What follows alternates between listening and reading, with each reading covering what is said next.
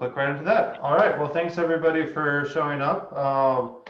Looks like not a whole lot of people were able to make it in person, but we will be recording this and then posting online afterwards. And then, of course, if you're listening to the recording, I'm always happy to take questions about any of this. So even if you weren't able to be here in person, my phone number is on my website, and always love to talk with you.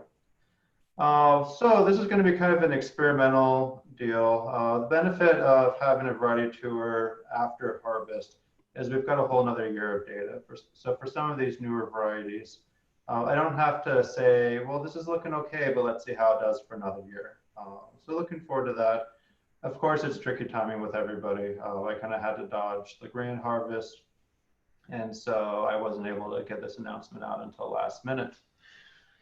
Anyways, let's look through some varieties. So up first, we've got Roslyn, and I'm gonna have this be, I try to be pretty similar to how it would be if I was walking through in the field. A lot of people know Roslyn. It's been out, I believe, probably 7-8 years now. This is a really nice variety where it does well pretty much every part of the state. In southern part of Sherman County, I've got growers that love it.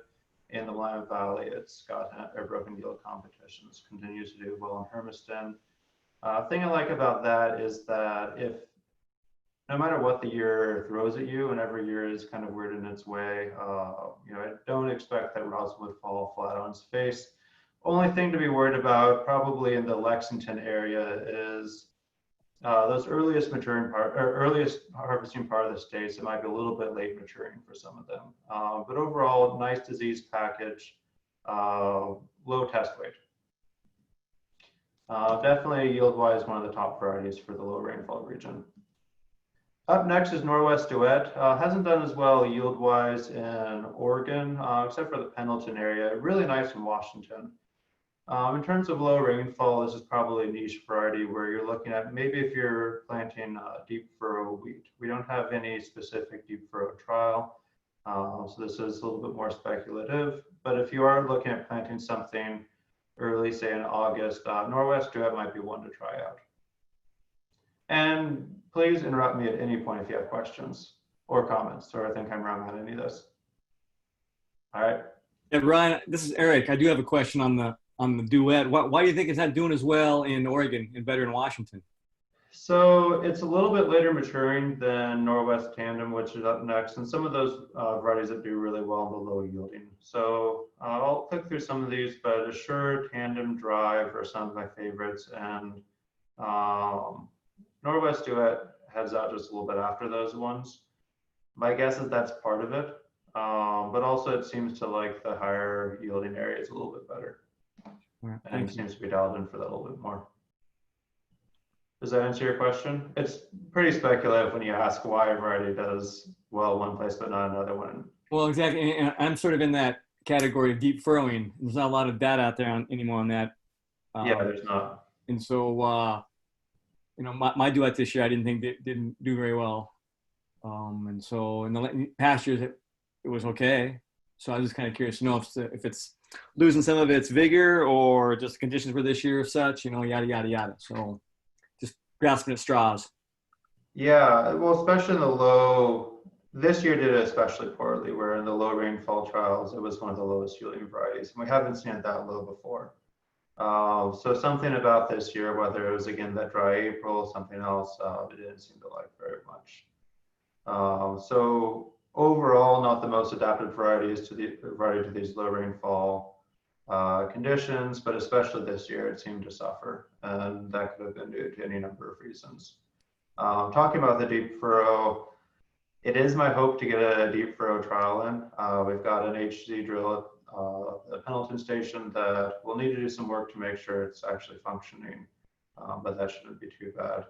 But it's just a little bit out of sequence. So we'd have to be planting it about now. We won't have the rest of our seed ready to harvest for about 2 weeks.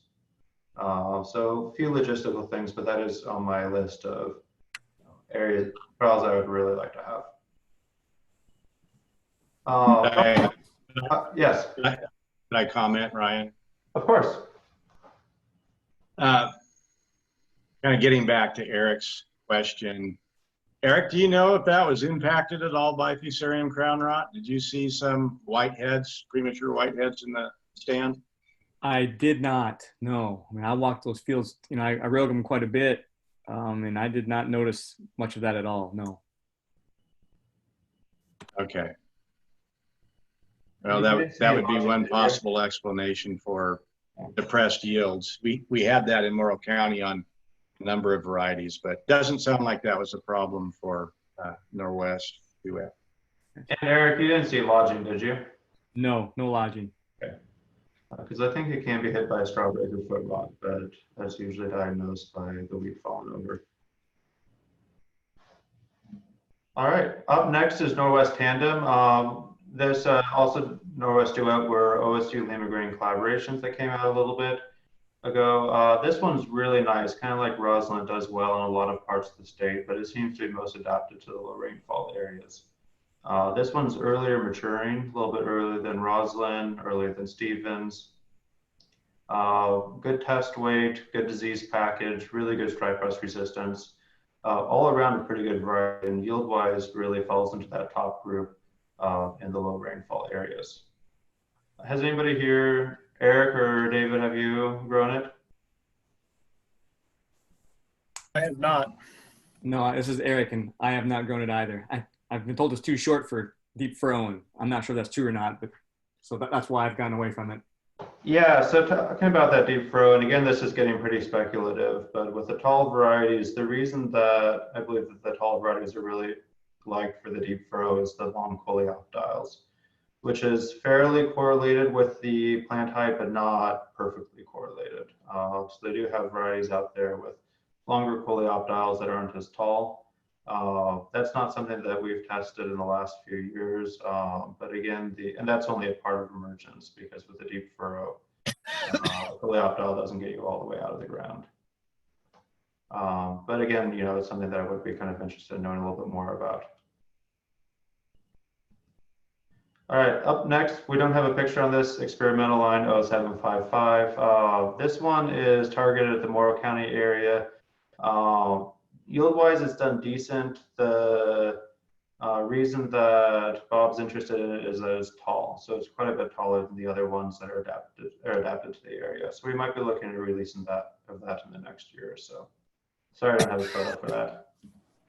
LCS Art Deco. This one's really done well in fields in Walla Walla area. It's been grown in some dryland fields, consistently does really well in the variety trial. It's got this nice green color that actually a few of its progeny will have, and they'll come up in some later slides. Great yield potential. Downsides of it are it's got a little bit of winter tenderness. I haven't really seen that, although I think if you're at some of the higher elevation parts of Oregon, you want to be careful. And then disease package really just isn't great. It's not as bad as, wasn't as bad as Magic this year with stripe rust, but gets some fusarium, gets, I believe, sea stripe, and overall just one of the lesser disease packages in the trial. That being said, if you're able to handle that, LCS Art Deco's got great yield potential.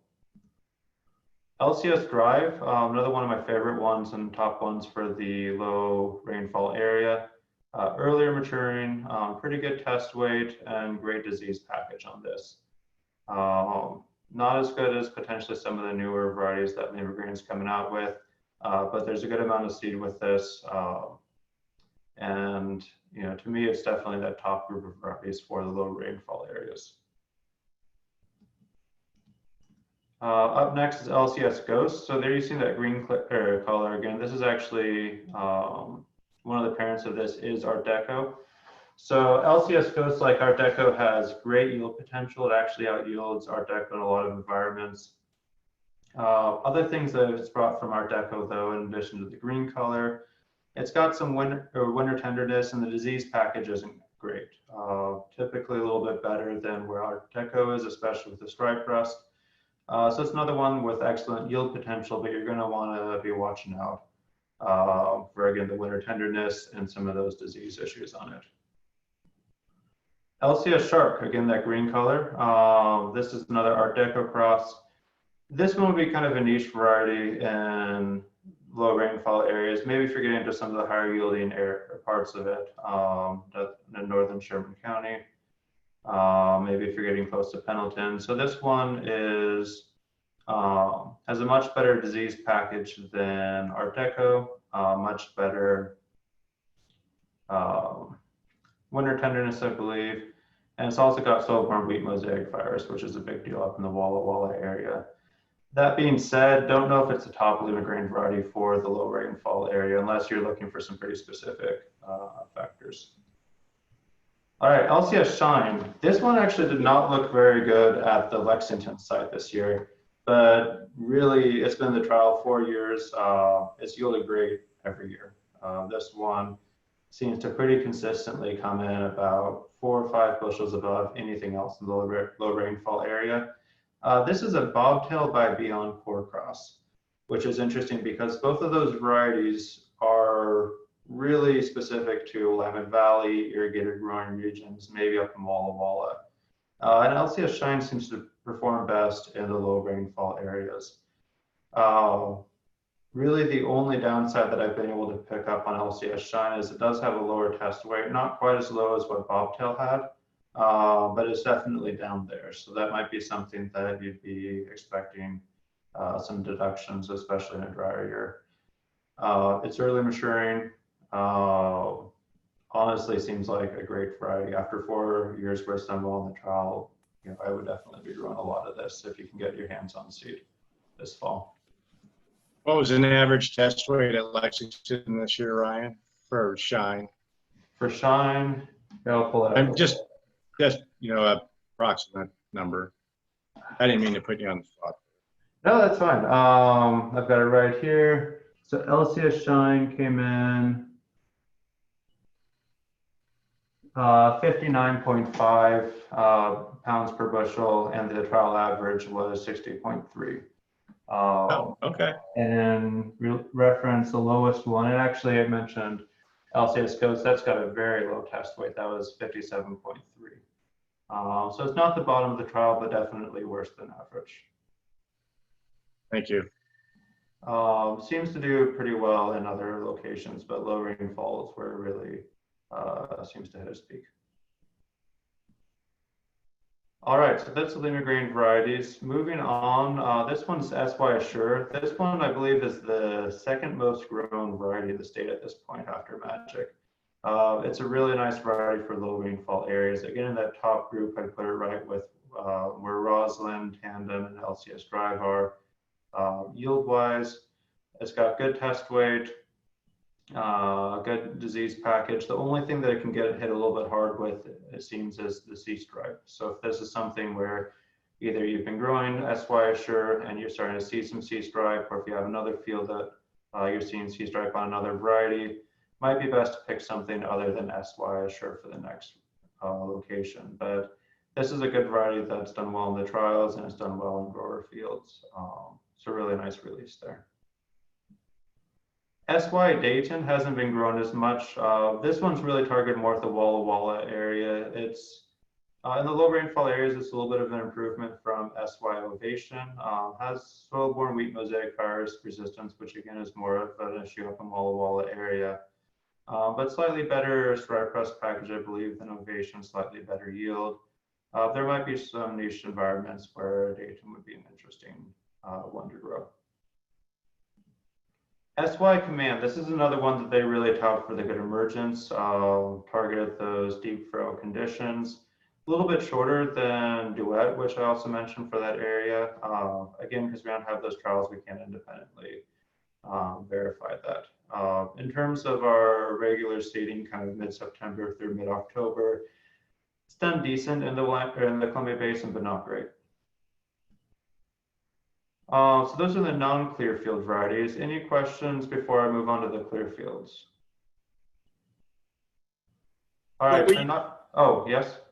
Ryan, Yeah. at some point, would we be able to visit about suggested blends of some of these varieties we've talked about?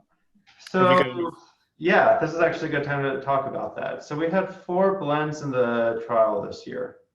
All 4 of those in the low rainfall area yielded lower than the average of the 2 parents. I think 2 of them yielded lower across all locations than either of their parents. I expect that's just bad luck, but it's made me slightly less excited about blends. Typically, if you look at literature that's much more extensive than just what I did in the last year, you see, I think usually a 0.5% to a 1%, or sorry, 0.5% to a 1% boost in yield if you blend 2 varieties, just under regular conditions. And so, you know, my feeling with blends, if you have a good variety and a bad variety, don't blend them, just grow the better one, because you take the average of the 2 and then you give yourself that maybe very slight boost. So if you're growing one that's 5 bushels less than the one that kind of is doing better just to blend, you're probably going to be losing some yield in that. Where blends really do come in handy is where you have very specific stressors. So I've been talking about a few of these with winter tenderness. If you're growing one of those and you're worried about that, a good way to deal with that is to blend it with something that does better in the winters. And so if something comes in, kills that variety, say in January, the other variety is actually going to be able to pick up a lot of the yield that's lost. Similar, there's been some work in Walla Walla where what Christina has found is that by blending 2 varieties in an area hit hard by soil-borne wheat mosaic virus, similar thing happens where the variety that's susceptible kind of dies back a little bit, and then the variety that is resistant takes over. And if you have a 50-50 blend, you can still keep pretty much all of your yield as opposed to pretty heavy yield losses. Does that answer your question at all? Blends are tricky because it's anything in agriculture where you're looking at a 1% yield boost is tough, because fields are just so variable that any benefit that's small often gets lost in the noise unless you have a really nicely designed trial. So a lot of it really is just kind of speculative at this point. You know, it'd be tough to grow 2 varieties in the trial together as a blend and be able to pick out that, you know, okay, they consistently yielded a 0.5 bushel more, which would be economically beneficial. I mean, that would be a nice boost if you had 1,000 acres of it. Does that answer your question at all? That's the best answer I can give, I think. Yeah, that's fine, Ryan. But to make sure I understood, you say over trial average, you're seeing a reduction, a lower yield with blends? Yeah, but my guess is that that's just the noise in the trial compared to any specific signal. But yeah, pretty consistently in the low rainfall areas, the blends underperformed the average of the 2 parents. We'll see if that's the same once we compile all the high rainfall data. And if we've got space in the trial, we'll continue to have some blends next year, and then maybe we'll have a little bit better the handle of what's going on there. But yeah, Okay, I was kind of surprised with that.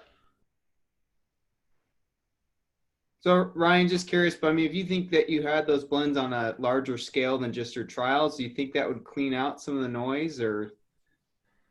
So that's another really good question. And that kind of goes into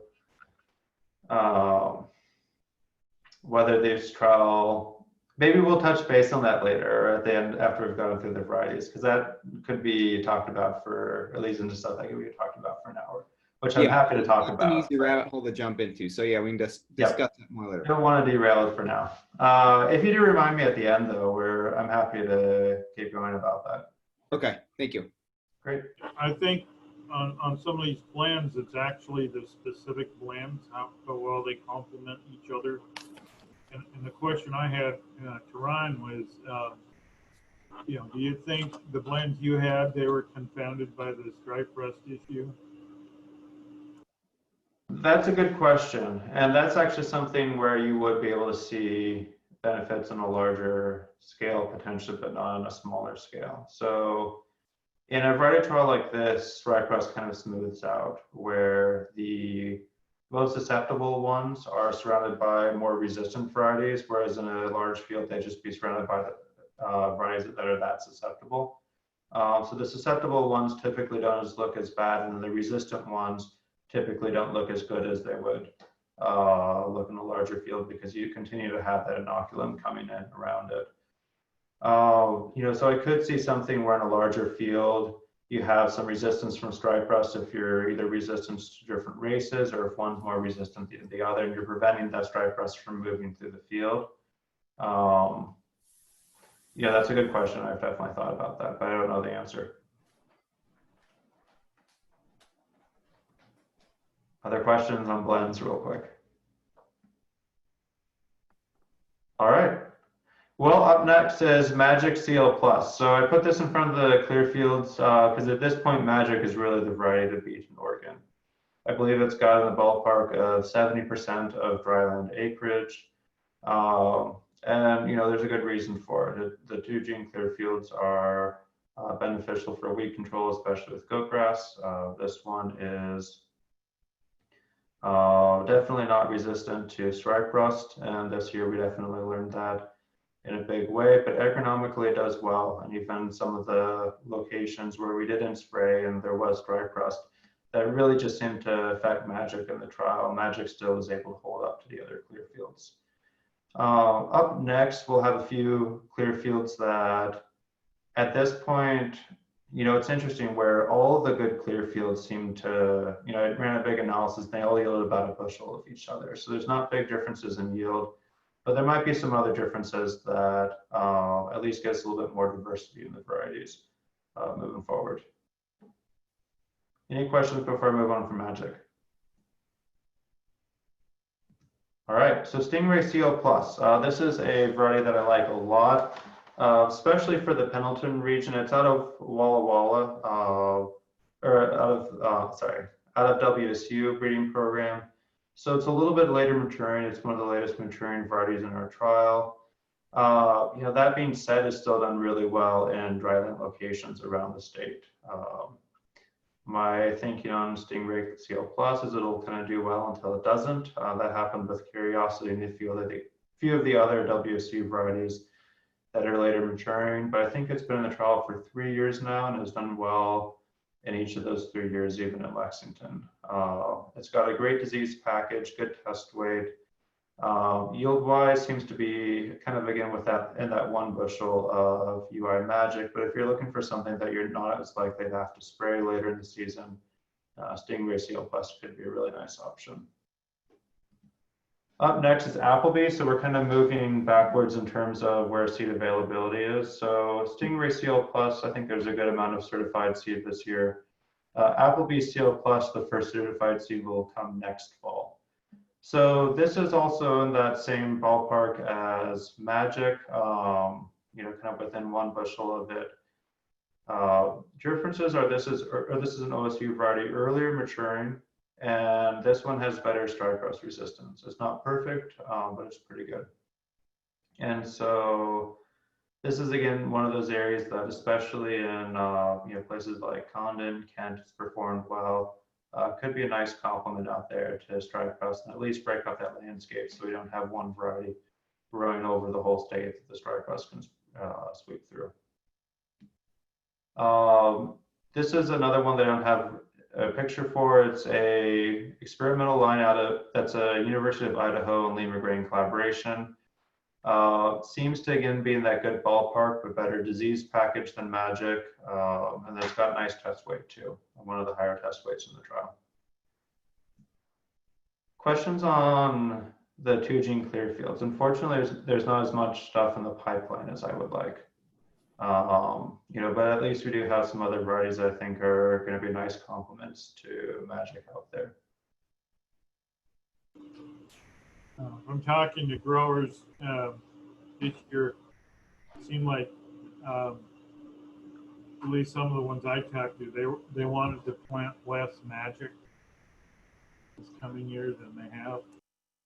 Yeah, and I think in general, planting less Magic would be good, again, just for that stripe rust, where up until this year, it was pretty good with stripe rust.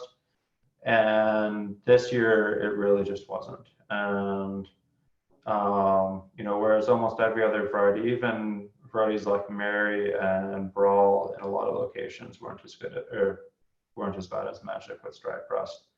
And I suspect that that's a consequence of just how much Magic we have out there.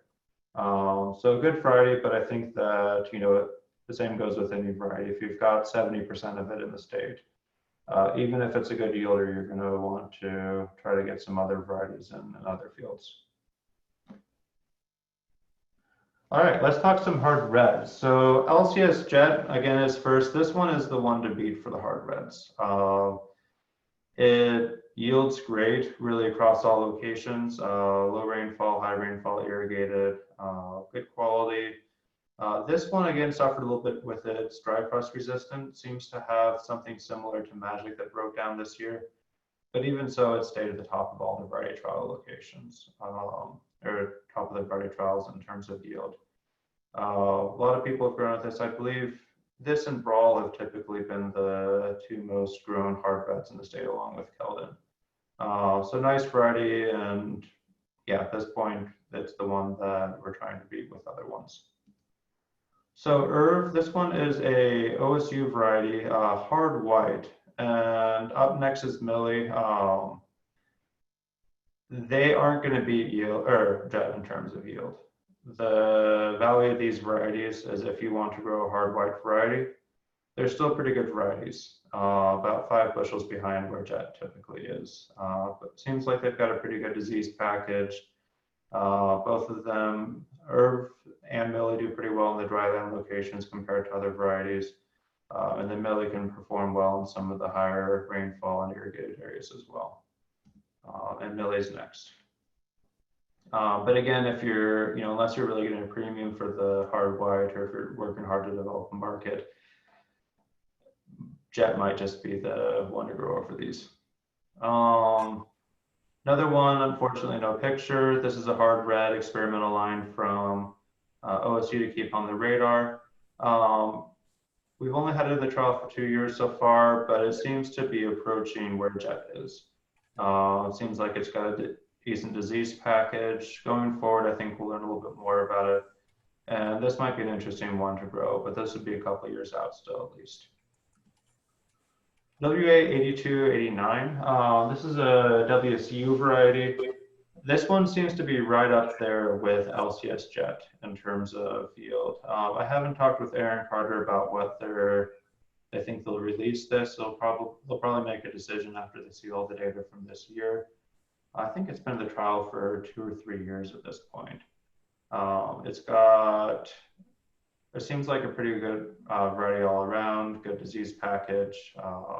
And hopefully, I think that this would be a nice complement to Jet in terms of our hard red portfolio.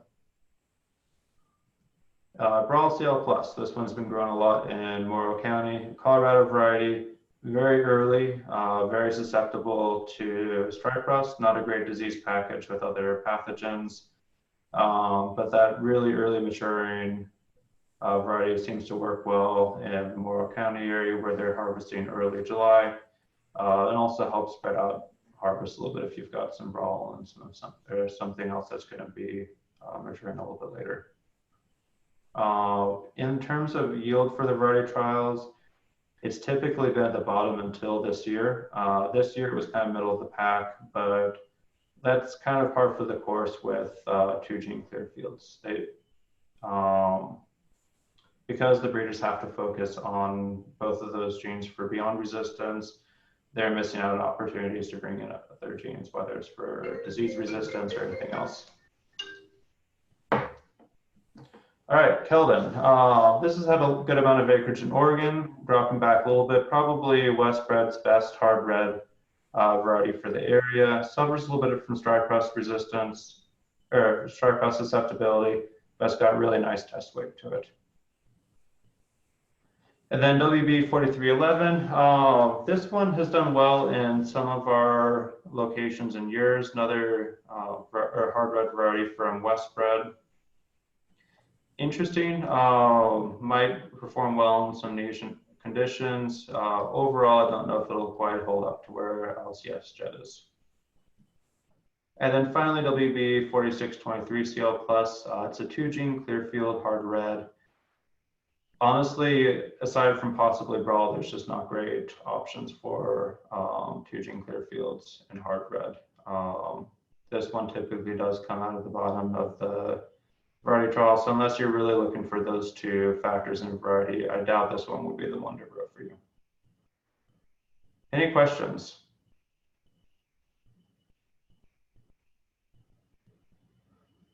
All right.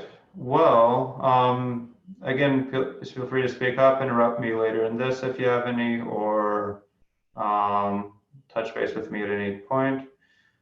We've got a new variety trial report this year, and I was just wondering what some of you were thinking about it. So what we've changed a little bit of the visual formatting. We had a few people that didn't like the lines, and I kind of agree that this one's a little bit easier to follow lines over. We included 4-year averages, which I really like. If a variety did really well or very poorly 4 years ago, I think that's relevant when we're making a decision on which variety to grow. That does make the sheet a little bit more crowded though. The big difference is this best estimate of the yield. And can people see my cursor here? All right, so basically this uses a mixed model to make a single estimate of how every variety is going to perform against each other.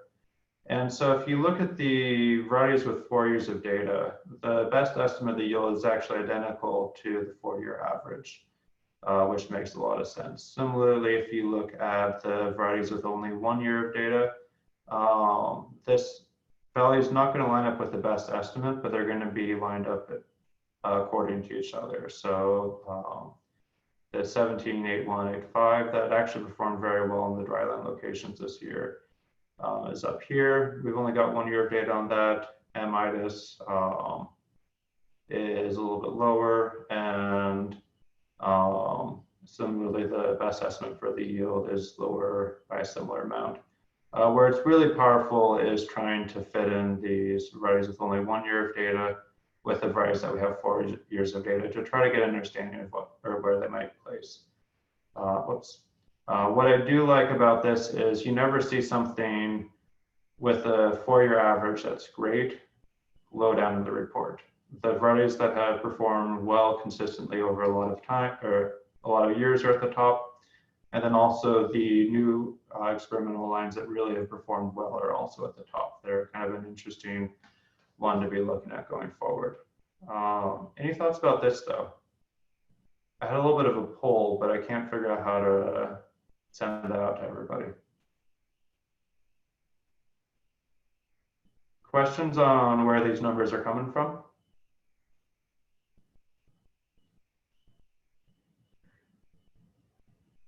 Any opinions about whether you like this or the old report better? I like it. I like the 4-year addition there.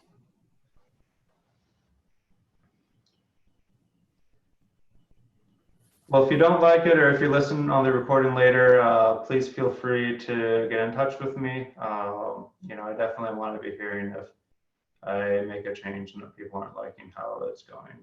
I think that this gets better data. The data is a lot more how I like to look at it, which I think is, you know, if I had a choice, the data that I'd send out to all of you. And hopefully it goes over well. All right. Hey, Sandy. Well, All right. I I think with that, we are about done. So I'd like to thank all of our farmer cooperators. We've got a great crew this year. I think Matthew and Daisy are both online, and we had a nice crew of student workers that helped out with the combine, cleaning grain. A lot of county extension agents who have been very helpful with keeping these trials going, and then Oregon Wheat Commission for funding this work. Any questions? was going to say I agreed with David. I like the new format on your charts. They're easier to read. Oh, good. I like that 4-year edition, and I found the estimated yields. That last column was kind of interesting too. Yeah, and it's a little bit tougher to understand than just the straight 3 and 4 year averages and why each variety gets the value that it does. But it's a very well tested statistical technique.